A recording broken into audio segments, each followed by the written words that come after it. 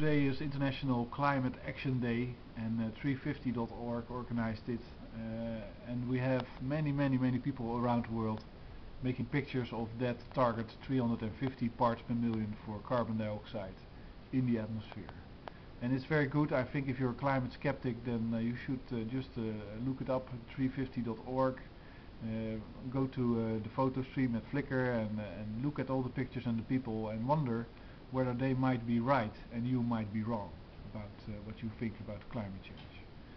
You know, there's many of them, and they have all been reading and working on the climate change, and really, you know, you're in the minority if you don't believe that it's a real problem, because it is a real problem, because the target that is talked about, 350 parts per million, it will never be reached because we're already at 390 parts per million, and well, reducing the amount of carbon dioxide out of the atmosphere is not possible at the speed at which it has been increased. You know, you cannot unburn oil, and even if you tried that in our biosphere, let's say close to the surface of the earth, of course, because that's where you won't be reaching all the carbon dioxide that moved way up in the atmosphere, let's say 5 kilometers up. How is that ever going to be regenerated? It is not. It's not going to be regenerated for a few hundred thousands of years. So we're stuck with this high parts per million, 390, and it is way above anything that we have, let's say, experienced as a planet for the last million years.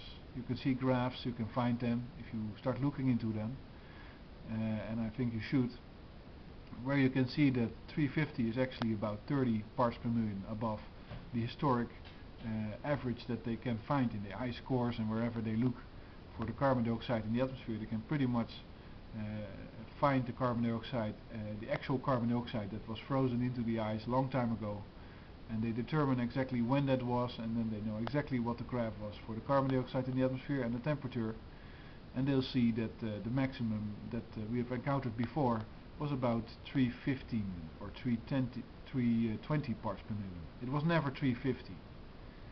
And it hovered, let's say that's the maximum, that was a peak occurrence in the history, and the minimum would be, let's say, 200 parts per million, the maximum 315 parts per million, and then it would move down, and then it would move up again.